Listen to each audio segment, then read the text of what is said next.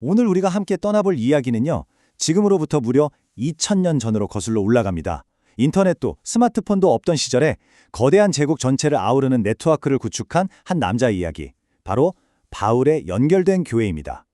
이건 단순한 믿음의 이야기를 넘어서 고대 소셜 네트워킹 전략을 파헤쳐보는 시간이 될 겁니다. 요즘 우리 정말 수많은 사람들과 연결되어 있잖아요. SNS만 켜도 전 세계 사람들과 소통할 수 있죠. 그런데 혹시 이렇게 많은 연결 속에서 문득 나 진짜 외롭다 이런 생각 해보신 적 없으세요? 바로 이 진정한 연결에 대한 고민이 오늘 우리가 2000년 전으로 돌아가 보는 이유입니다. 바로 이 엄청난 과제에 도전한 사람이 있었으니 그가 바로 사도 바울입니다. 그는 단순한 종교적 지도자가 아니었어요. 그 이전에 로마 제국이라는 거대한 시스템에 맞서서 자신만의 네트워크를 설계한 놀라운 전략가였죠. 아니, 인터넷도 없고 전화도 없던 그 시절에 도대체 어떻게 이게 가능했을까요? 그 비밀을 지금부터 하나씩 파헤쳐보죠.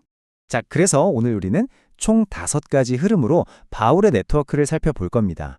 먼저 그 규모부터 시작해서 어떻게 사람들을 연결했는지, 그 목표는 뭐였는지, 또 그 안에서는 어떤 갈등이 있었는지, 그리고 이 모든 게 오늘 우리에게 어떤 의미를 주는지 차근차근 따라가 보겠습니다. 자, 첫 번째 이야기, 바울의 선교 네트워크입니다. 일단 그가 만든 네트워크가 물리적으로 얼마나 대단했는지 그 스케일부터 한번 보고 가시죠. 와, 이 스케일 뒤에는요, 정말 치밀한 전략이 숨어 있더라고요. 이 숫자를 한번 보세요. 21,600km. 이게 감이 잘 안 오시죠? 서울에서 부산까지를 27번 왕복해야 하는 거리입니다. 근데 놀라운 건 바울이 이 어마어마한 거리를 대부분 걸어서 다녔다는 거예요. 이 숫자 하나만 봐도 이 프로젝트가 얼마나 거대하고 또 끈질겼는지 느껴지시죠? 그런데 이게 그냥 무작정 걸어 다닌 게 아니었어요. 그의 동선을 한번 보세요. 로마, 고린도, 에베소. 딱 보면 아시겠지만 전부 당시 제국의 정보, 물류, 사람이 모이는 그야말로 핫플레이스, 핵심 허브 도시들이었죠. 그러니까 바울은 여기에 딱 거점을 만들어서 메시지가 알아서 퍼져나가게 하는 일종의 네트워크 효과를 아주 전략적으로 이용한 겁니다.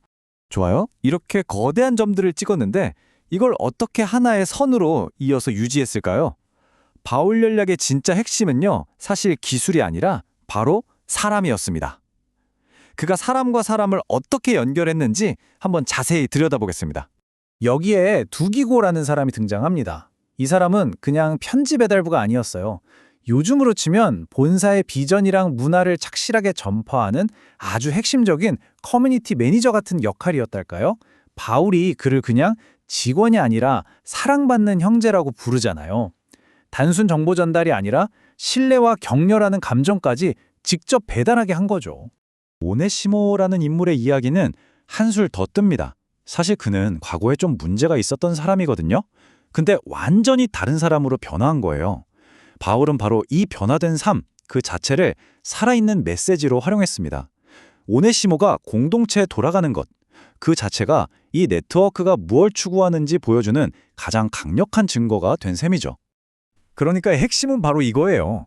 두기고나 오네시모 같은 사람들은 그냥 심부름꾼이 아니라 바울의 인간 네트워크 그 자체였던 겁니다. 이들은 단순히 정보를 전달하는 걸 넘어서 신뢰를 기반으로 공동체의 마음을 만지고 유대를 끈끈하게 만들었어요. 결국 바울의 전략은 처음부터 끝까지 사람의 방점이 찍혀 있었던 거죠. 자, 이렇게까지 사람을 통해서 치밀하게 네트워크를 만들었어요. 그렇다면 이 엄청난 네트워크가 향하는 최종 목적지는 과연 어디였을까요? 도대체 왜 이 모든 노력을 기울였던 걸까요? 그가 꿈꿨던 궁극적인 목표, 그게 뭔지 한번 알아보겠습니다. 그 목표는 에바브라라는 사람의 기도에 아주 잘 나타나 있습니다.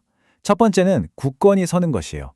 이게 무슨 말이냐면 마치 폭풍우 속에서도 깊게 뿌리 내린 나무처럼 어떤 시련이 닥쳐와도 흔들리지 않는 그런 내적인 힘, 요즘 말로 하면 영적 회복 탄력성을 갖추는 거죠. 두 번째 목표는 완전해지는 것입니다. 근데 여기서 말하는 완전함은요, 막 흠 하나 없는 완벽함, 그런 게 아니에요. 오히려 다른 사람을 위해서 희생하고 사랑하면서 인격적으로 성숙해지고 온전해지는 것, 그걸 의미했습니다.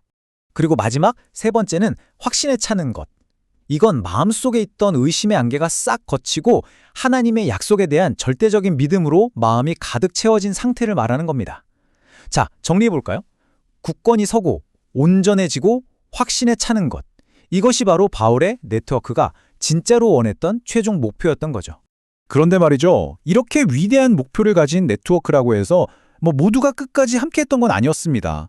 모든 위대한 이야기에는 갈등이 있기 마련이잖아요. 여기에도 정말 마음 아픈 선택의 순간이 있었습니다.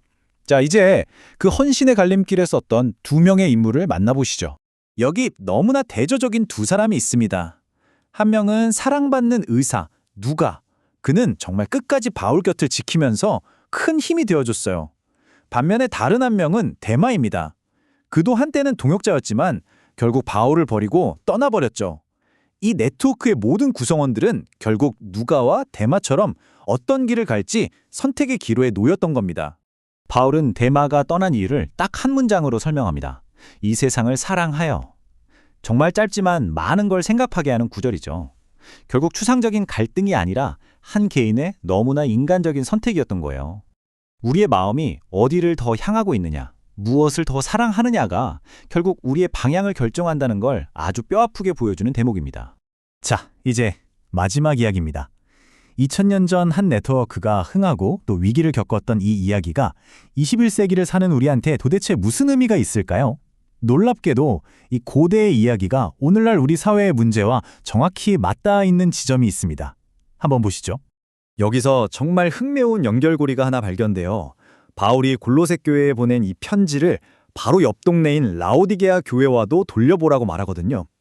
그런데 이 라오디게아라는 교회가 훗날 요한계시록에서 뜨겁지도 않고 차갑지도 않고 그냥 미지근하다고 엄청나게 비판받았던 바로 그 공동체입니다.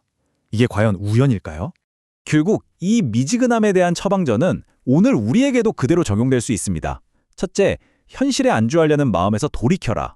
둘째, 진심으로 마음을 열어라. 그리고 셋째, 시련을 통해 단련된 진짜 백이 믿음과 사랑, 즉 금을 얻어라. 이것은 그냥 미지근한 연결이 아니라 진짜 뜨거운 연결을 향한 시대를 초월한 부르심이라고 할 수 있겠죠. 바울은요, 한 사람 한 사람을 연결해서 세상을 바꾸려는 분명한 목적이 있는 네트워크를 만들었습니다. 그의 네트워크는 구성원들을 굳건하고 온전하며 확신에 찬 목표로 이끌었죠.